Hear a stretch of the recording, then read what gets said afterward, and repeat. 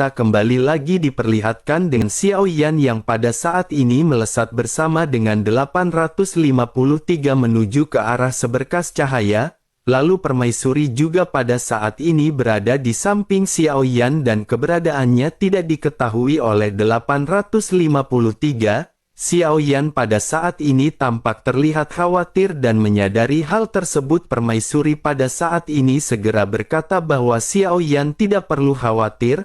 Xiao Yan pun tersenyum masam dan mengangguk dan berkata bahwa Xiao Yan juga tahu.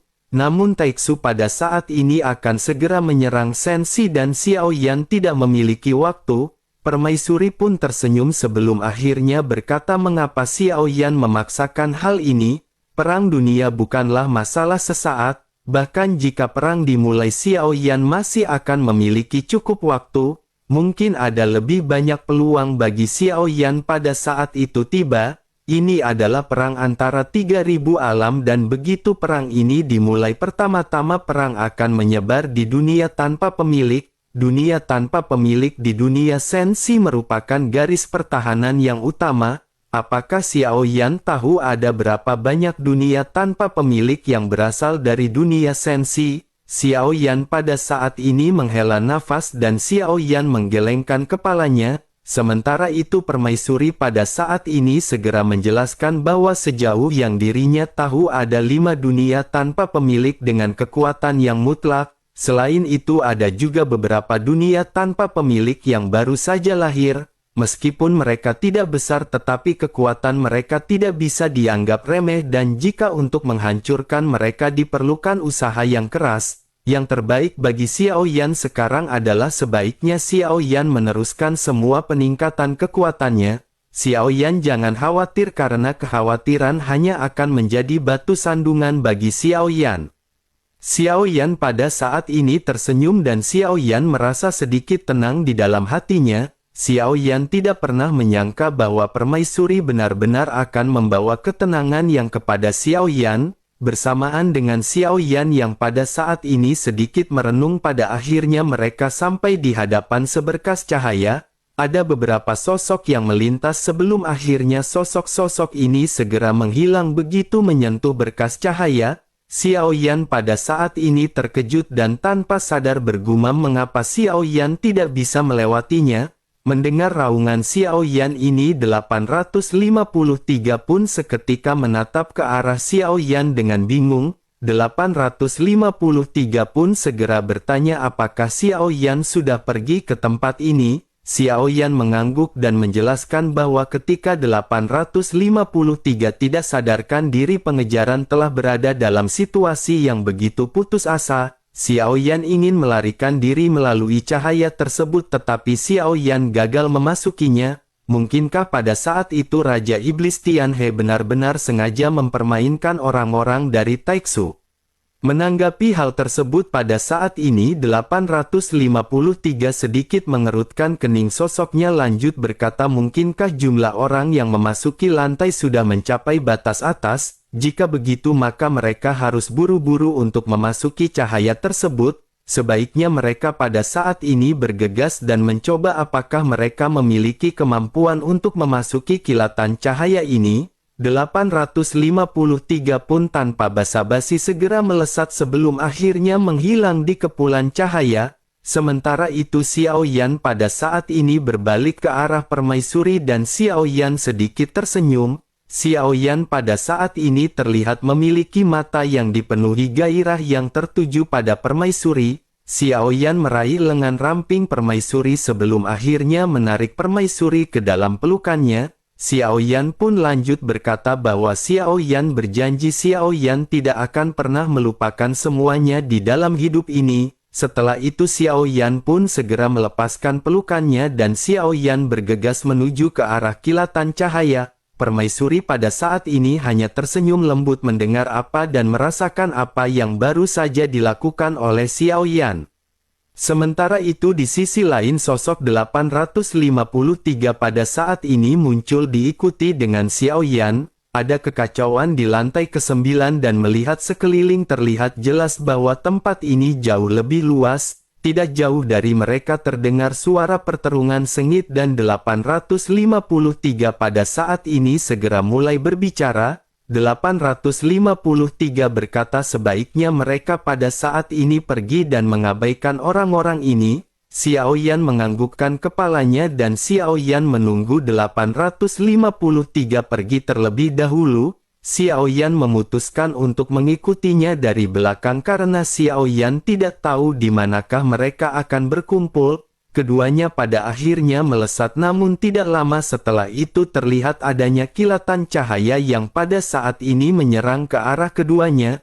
Baik Xiao Yan dan 853 pada saat ini segera membuat penghalang dari Void God Armor ketika berhadapan dengan serangan cahaya. Keduanya pada saat ini terlempar mundur dan 853 segera berteriak kepada Xiao Yan agar 841 mundur. Xiao Yan pada saat ini mengerutkan kening dan kekuatan spiritual Xiao Yan seketika menyebar.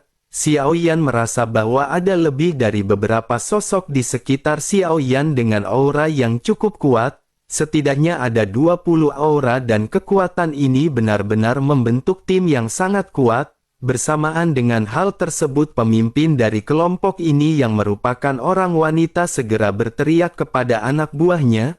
Sosoknya berteriak agar mereka mengelilingi dua sosok ini. Apakah mereka mengetahui armor yang digunakan oleh kedua sosok tersebut? Armor ini adalah benda yang bagus dan armor ini disebut dengan Void God Armor. Mereka harus menghabisi kedua sosok ini dan melepaskan semua armor besi yang mereka miliki. Mendengar apa yang dikatakan oleh sosok wanita ini lebih dari 20 orang segera mengepung Xiao Yan dan 853. Formasi besar juga terbentuk di atas kepala mereka dan tekanan yang kuat datang sekejap. 853 pada saat ini segera berteriak kepada Xiao Yan bahwa dirinya akan melindungi 841. Dirinya pada saat ini harus segera pergi dan mencari 817 serta 830.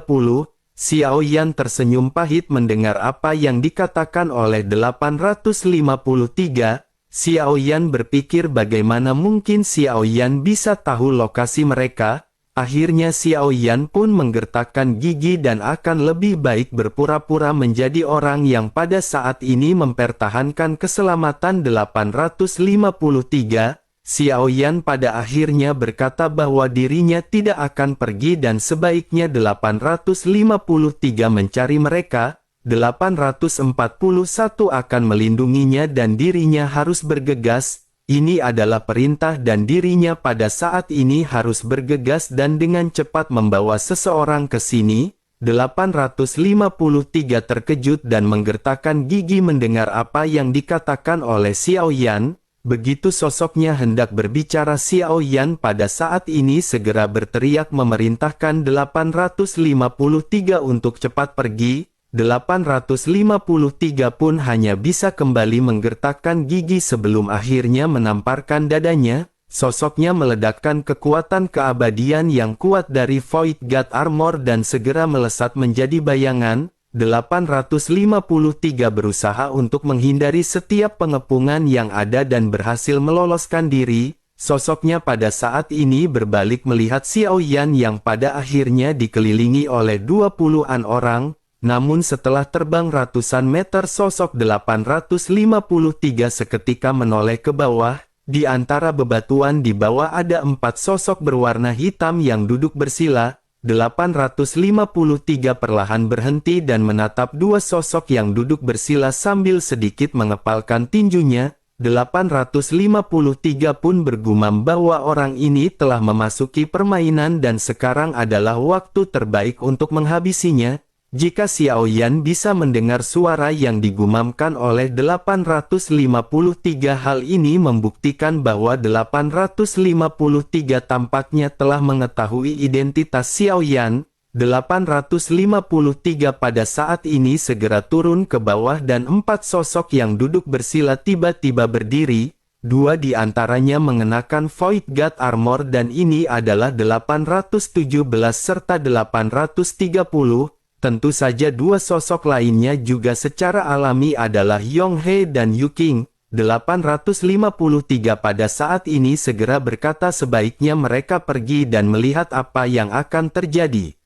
Semua orang mengangguk dan begitu mereka hendak bergegas Yong He pada saat ini tertegun sebelum akhirnya berbicara kepada 853. Yong He berkata sebaiknya mereka pada saat ini menunggu sejenak dan melihat apa yang akan terjadi dengan pertempuran ini. Dalam hal ini permaisuri mungkin akan mengambil tindakan ketika berhadapan dengan 20 sosok yang kuat. Mereka bisa memperhatikan pertarungan ini dari jauh dan dengan begitu maka mereka bisa memahami situasinya. Semua orang kembali mengangguk sebelum akhirnya menoleh menatap ke arah pertempuran di kejauhan. Namun begitu mereka berbalik tubuh Yu Qing pada saat ini terguncang. Sosoknya tiba-tiba mengangkat kepalanya dan pupil matanya tiba-tiba menyusut. Sesosok pada saat ini melayang di udara sebelum akhirnya suara dari sosok tersebut terdengar. Sosok ini adalah Xiao Yan yang berada di balik Void God Armor yang berbicara kepada 853. Xiao Yan berkata bahwa Xiao Yan khawatir Xiao Yan tidak bisa membiarkan 853 terus berakting. Tampaknya kemampuan akting dari 853 juga benar-benar jauh lebih baik daripada dugaan Xiao Yan. Melihat sosok yang mengenakan Void God Armor di depan mereka kondisi mereka tiba-tiba terganggu. 817 berteriak kepada 841 ketika bertanya apa yang terjadi. Menanggapi hal tersebut 853 pada saat ini segera berteriak bahwa dirinya bukanlah 841. 853 tidak tahu bagaimana dirinya bisa menggunakan Void God Armor, namun dirinya yakin bahwa orang ini sangat jelas bukanlah 841. Semua yang dirinya lakukan dan dirinya katakan termasuk dengan caranya bertarung sangatlah berbeda. 853 bisa 100% menyimpulkan bahwa dirinya bukan lagi 841. Mendengar apa yang dikatakan oleh 853 Yong He pada saat ini mengangkat sedikit alisnya. Yong He menatap ke arah 817 dan dirinya tidak menyangka momen tamparan di wajah akan datang begitu cepat. Yong He pada akhirnya segera bertanya bukankah 817 mengatakan bahwa tidak ada seorang pun kecuali orang Taiksu yang dapat menggunakan Void God Armor. 817 dan 830 pada saat ini saling memandang dan tidak dapat mempercayai hal ini. 817 pun segera bergumam bahwa ini benar-benar tidak mungkin. Apakah 853 benar-benar yakin bahwa orang ini bukanlah 841?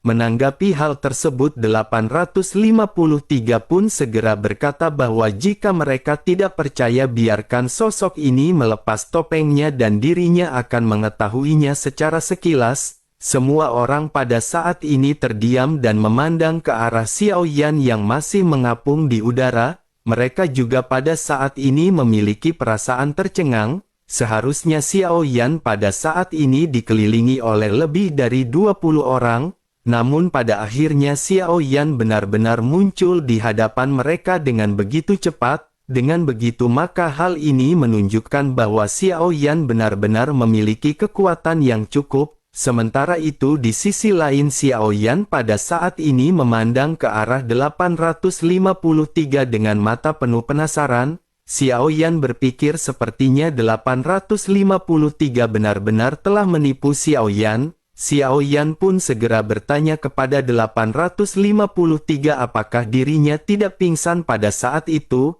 853 pada saat ini masih menjawab Xiao Yan dengan serius bahwa saat itu dirinya memang tidak sadarkan diri. Xiao Yan pun tersenyum dan berbicara dengan nada meledek bahwa itu tidak mengherankan. Dirinya benar-benar tidak bereaksi sama sekali begitu Xiao Yan membantingnya dengan begitu keras. Awalnya Xiao Yan berpikir bahwa kemampuan akting dari 853 tampaknya telah mencapai tingkat yang begitu mahir. 853 langsung terkejut dan bereaksi dengan ekspresi penuh amarah. Sosoknya lanjut bertanya, ternyata mungkinkah tulang rusuk dipatahkan oleh Xiao Yan? Xiao Yan mengangkat bahunya sambil tersenyum dan dengan nada meledek berkata bahwa Xiao Yan yang tidak tahu bahwa dirinya benar-benar pingsan. Mendengar percakapan keduanya, 817 pada akhirnya memiliki keyakinan bahwa sosok 841 ini bukanlah orang dari Taiksu. 817 pun segera berkata bahwa sepertinya tidak perlu lagi bagi mereka untuk mencari musuh siapapun. Sosok di balik 841 ini telah menghabisi orang kuat dari Taiksu dan dirinya harus mendapatkan balasan. Xiao Yan dengan masih tersenyum pada saat ini perlahan turun dan Xiao Yan tampak rileks. Xiao Yan mendarat di hadapan kelima sosok tersebut dan Xiao Yan tampak tidak panik sama sekali. Sementara itu di sisi lain pada saat ini 817 masih bertanya kepada Xiao Yan apakah dirinya bukan 841. Xiao Yan pada saat ini mengangkat bahu dan berkata bahwa Xiao Yan tidak ingin membuang banyak waktu lagi bersama dengan mereka. Dirinya yang telah menghabisi orang-orang dari Taiksu dan dirinya yang menghabisi Taiking dari Istana Pemburu. Oleh karena itu dirinya adalah orang yang mereka cari untuk dihabisi. Sebaiknya mereka pada saat ini mengambil tindakan sebelum mereka juga ikut dihabisi. Mendengar apa yang dikatakan oleh 841.817 mendengus dingin, sosoknya sedikit kesal dan berkata bahwa 817 benar-benar cukup sombong.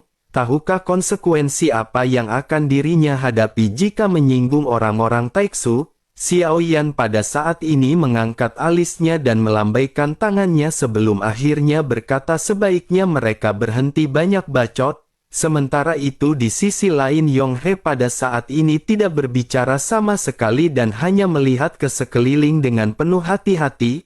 Yong He tidak mempedulikan Xiao Yan karena yang sebenarnya dirinya takutkan adalah permaisuri. Di sisi lain 817 pada saat ini menjadi semakin marah.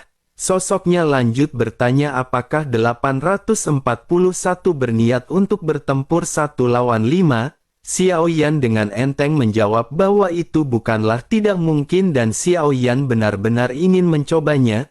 830 berteriak kepada 841 bahwa dirinya benar-benar sangat sombong. 817 yang diprovokasi berkali-kali oleh Xiao Yan juga benar-benar sudah lagi tidak tahan. Dirinya segera berteriak dengan keras ketika memerintahkan 830 dan 853 untuk menghabisi 841.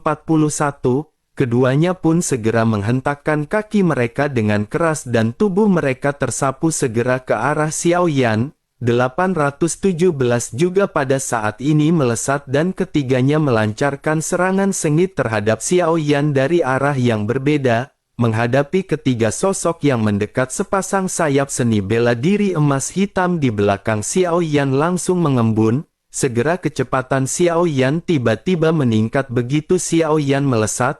Xiao Yan pada saat ini berusaha untuk menghindari serangan dari 853 dan 830.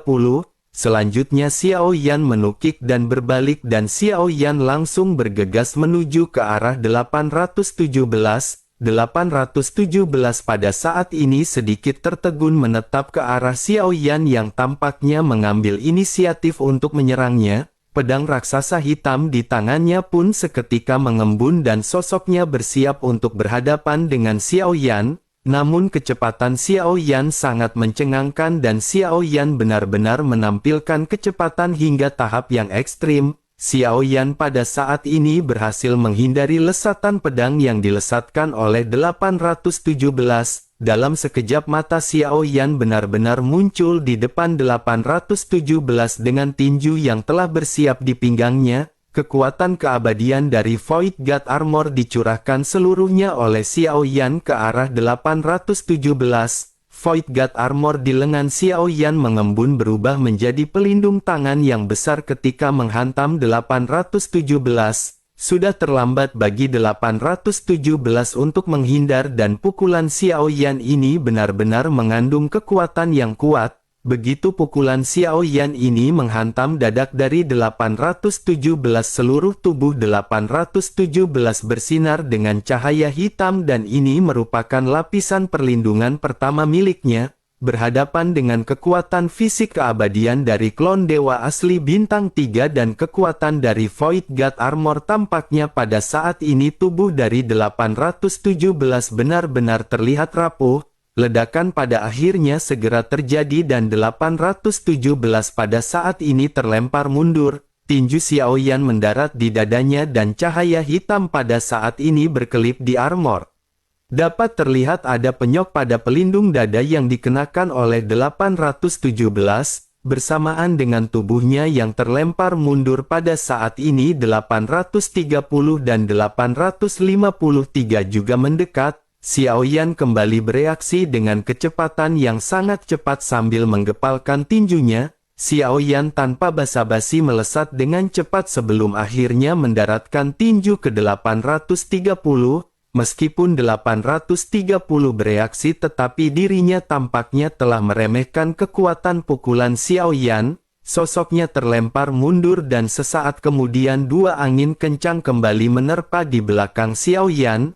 817 pada saat ini melesat ke arah Xiao Yan dan tampaknya pukulan Xiao Yan sebelumnya tidak melukai 817. Sosoknya tampak terlihat semakin marah dan armor di tubuhnya pada saat ini berubah. Seluruh sosoknya telah tumbuh menjadi semakin besar dan tekanan yang kuat muncul di hati Xiao Yan. Xiao Yan bisa merasakan adanya fluktuasi kekuatan yang benar-benar berbeda daripada sebelumnya. Xiao Yan pun mengerutkan kening dan Xiao Yan pada saat ini segera berhadapan dengan 830 dan 853 lagi. Keduanya pada saat ini juga melakukan hal yang sama dengan apa yang dilakukan oleh 817. Segera Void God Armor di 830 menjadi lebih besar sebelum akhirnya 6 sayap tumbuh di belakangnya. Dua duri tajam muncul di tangannya sebelum akhirnya sosoknya melesat ke arah Xiao Yan. Kecepatannya juga berkali-kali lebih cepat daripada sebelumnya dan Xiao Yan pada saat ini terkejut. Adegan yang muncul ini benar-benar menumbangkan pemahaman Xiao Yan tentang Void God Armor. Pupil mata Xiao Yan menyusut di bawah Void God Armor ketika Xiao Yan bergumam mengapa Void God Armor mereka bisa berubah seperti ini. Yang membuat Xiao Yan semakin tercengang pada saat ini adalah bahwa 853 juga seketika berubah menjadi materi yang gelap yang tidak terhitung jumlahnya. Sesaat kemudian Void God Armornya segera berkumpul di kehampaan dan berubah menjadi ular piton baja raksasa setinggi 100 meter. Perubahan ini benar-benar menjungkir balikan nalar Xiao Yan sekali lagi. Xiao Yan benar-benar tidak menyangka bahwa bahkan kekuatan Void God Armor ini lebih luar biasa. Sementara itu di sisi lain ketiga sosok pada akhirnya segera mulai kembali melesatkan serangan kepada Xiao Yan. Kekuatan yang mereka pancarkan tidak lagi sebanding dengan sebelumnya. Bahkan jika Xiao Yan menggabungkan klon dewa asli dan klon Taiksu, Xiao Yan tidak akan mampu bersaing dengan tiga orang Taiksu ini. Xiao Yan pun menyipitkan matanya menatap ke arah tiga sosok yang pada saat ini bergegas ke arah Xiao Yan. Tubuh Xiao Yan juga pada saat ini segera melesat sebelum akhirnya sosok besar muncul di depan Xiao Yan. 830 yang kecepatannya meningkat tajam pada saat ini tiba-tiba membuka mulutnya yang besar dan menggigit ke arah Xiao Yan. Xiao Yan pun menggertakkan giginya menghadapi raungan dari 830, bersamaan dengan serangan yang pada saat ini hendak menghancurkan Xiao Yan. 9 kepala ular piton raksasa pada saat ini muncul di depan Xiao Yan. Kemunculan tiba-tiba dari binatang buas ini juga mengejutkan ketika kelompok Taiksu. Sosok ini tidak lain dan tidak bukan adalah Jiu Ying yang memiliki tubuh yang sangat besar. Jiu Ying pada saat ini memblokir serangan ketiganya sementara Xiao Yan berdiri jauh di belakang Jiu Ying. Xiao Yan pada saat ini mengangkat alisnya sedikit melihat kemampuan yang dimiliki oleh Jiu Ying. Xiao Yan tidak menyangka bahwa Jiu Ying benar-benar akan begitu kuat. Xiao Yan pun bergumam bahwa dia tidak menyangka bahwa monster ular ini sangat kuat. Mendengar gumaman Xiao Yan pada saat ini salah satu kepala dari Jiu Ying menoleh ke arah Xiao Yan. Jiu Ying segera berkata kepada Xiao Yan bahwa dirinya bernama Jiu Ying. Tampaknya kepala ular piton besar ini sama sekali tidak bisa menahan cibiran di mulutnya. Sementara itu di sisi lain setelah sedikit tercengang ketiga sosok dari Taiksu pun seketika kembali melancarkan serangan sengit ke arah Jiu Ying. Menghadapi serangan dari ketiga sosok Taiksu ini Jiu Ying tampak terlihat santai. Jiu Ying benar-benar cukup merepotkan untuk dihadapi. Jiu Ying pada saat ini tampaknya sedang bermain-main dengan ketiga sosok orang-orang Taiksu. Xiao Yan juga pada saat ini menyipitkan matanya dan Xiao Yan menemukan bahwa kekuatan terus mengalir ke dalam Void God Armor orang-orang Taiksu dari kehampaan. Sementara itu Yong He pada saat ini mendongak menatap ke arah Jiu Ying yang baru saja muncul. Pupil matanya sedikit menyusut ketika dirinya bergumam bahwa ini adalah Jiu Ying. Bukankah dirinya seharusnya berada di dalam jurang kehampaan? Begitu selesai berbicara segel di tangan Yong He pun berubah dari jarak yang jauh. Deretan cahaya besar pada saat ini langsung muncul di atas kepala Jiu Ying dan langsung menyelimuti Jiu Ying. Kecepatan dan serangan dari Jiu Ying pada saat ini tiba-tiba melambat dan ketiga pria dari Taiksu mulai mengambil kesempatan ini. Mereka segera membagi tugas dengan 817 yang berteriak. 817 berkata bahwa binatang ini sudah terkendali dan sebaiknya 830 serta 853 melesat ke arah Xiao Yan. Keduanya pun segera melewati Jiu Ying dan langsung menuju ke arah sosok Xiao Yan. Xiao Yan pada saat ini menyipitkan matanya dan Xiao Yan menyadari bahwa Xiao Yan tidak akan bisa berhadapan dengan mereka. Oleh karena itu Xiao Yan tampaknya pada saat ini harus menggunakan kekuatan lain. Sesaat kemudian pikiran Xiao Yan pada saat ini bergerak dan angin segera menyebar ke segala arah. Dua sosok yang menyerang ke arah Xiao Yan juga tiba-tiba menghilang pada saat yang bersamaan seolah-olah mereka telah menghilang dalam kegelapan. Hanya mereka yang berada dalam jarak ratusan meter yang jauh yang bisa melihat sosok yang pada saat ini muncul di hadapan Xiao Yan. Sosok ini benar-benar terlihat besar dan membentang sejauh mata memandang. Yong He juga pada saat ini matanya menyusut melihat sosok yang baru saja muncul. Makhluk besar ini adalah makhluk yang dirinya pancing sebelumnya untuk mencoba melahap Xiao Yan. Ini adalah Sue Kun yang sebelumnya menghilang dan tiba-tiba muncul di tempat yang seharusnya dirinya tidak muncul. Hal ini benar-benar membuat Yong He sama sekali tidak mengerti apa yang sedang terjadi. Yong He dengan sedikit ragu pun bergumam bahwa ini benar-benar sungguh sangat sial mengapa Sue Kun muncul di sini dan bagaimana orang ini melakukannya. Yong He pada saat ini menggertakkan giginya dan dirinya masih memikirkan bagaimana cara menghadapi permaisuri sebelumnya. Tapi dengan kemunculan dua makhluk ini tampaknya permaisuri tidak perlu mengambil tindakan. Akan sulit bagi mereka hanya dengan berhadapan dengan dua makhluk ini saja. Bersamaan dengan Yong He yang pada saat ini tertegun tiba-tiba di atas kepalanya ada suara gemuruh yang mengejutkan. Bayangan hitam besar datang ke arah Yong He dan dengan suara gemuruh tersebut cakar besar terjatuh dengan keras dan tubuh Yong He terlempar mundur. Yong He pada saat ini memuntahkan seteguk darah dan menatap ke arah seekor binatang buas yang sangat besar. Yong He menyipitkan matanya karena dirinya belum melihat monster yang seperti ini. Jika begitu permasalahannya maka pada saat ini ada total 3 monster yang harus dihadapi oleh mereka. Sementara itu di sisi lain Xiao Yan pada saat ini mundur dan Xiao Yan tampaknya hanya perlu menyaksikan pertempuran dengan diam. Dengan kemunculan Sue Kun dan Demonic Beast atau binatang iblis sepertinya tidak akan ada ketegangan di dalam pertempuran ini. Xiao Yan pada saat ini menghela nafas karena dalam pertempuran seperti ini tampaknya permaisuri juga tidak perlu muncul. Sementara itu di sisi lain Yong He pada akhir menstabilkan tubuh dan mengerutkan kening. Yong He tidak pernah berpikir bahwa An akan memiliki binatang yang sekuat itu di sampingnya. Selain binatang iblis yang tidak diketahui oleh Yong He, Jiu Ying dan Sue Kun merupakan binatang iblis yang terkenal di alam sejati Xuan Yin. Tidak akan mudah untuk menghadapi mereka dan Yong He pada saat ini menggertakkan giginya.